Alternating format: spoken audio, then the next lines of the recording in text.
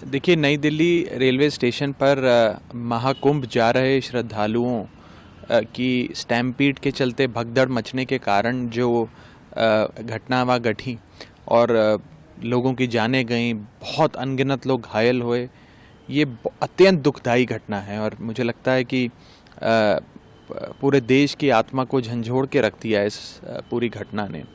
मैं सबसे पहले तो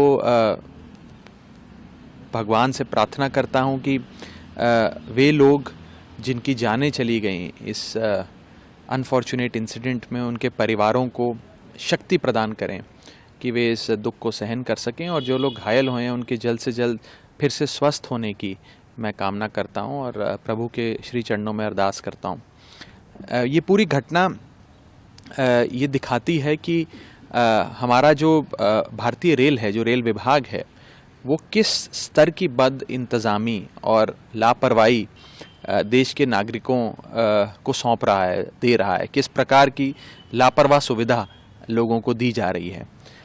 मैंने 11 फरवरी को अभी जो बजट सत्र पार्लियामेंट का चल रहा है उसमें इस विषय पर बात रखते हुए ये कहा था कि हमारे भारतीय रेल की स्थिति कुछ इस प्रकार हो गई है कि जनता को आलू की बोरियों की तरह ट्रेन में ठूस के लाद के भेजा जाता है, और कहीं ट्रेन में शौचालय में भी अगर बैठने की जगह, आपको खड़े होने की जगह मिल जाती है तो यात्री अपने आप को भाग्यशाली समझता है।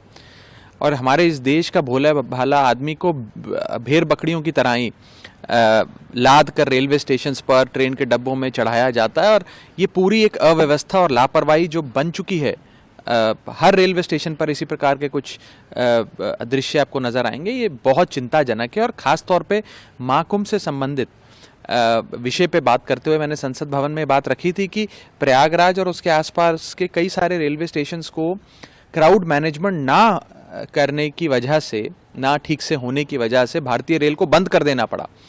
तो अगर महाकुंभ जैसे महापर्व पर भी हमारी रेल व्यवस्था की ये स्थिति रहेगी, इस प्रकार के हालात रहेंगे, तो कैसे कोई यात्री अपने आप को सुरक्षित महसूस कर सकता है। और बड़ी बात यह है कि इस पर क्या एक्शन लिया जाएगा। जैसे हम देखते हैं कि पिछले सीएजी की रिपोर्ट बताती है कि न जाने अनगिनत रेल एक्सीडेंट्स देश भर में देखने को मिलते हैं। औसतन हर महीने एक नई रेल दुर्घटना की खबर देशवासियों को मिलती है।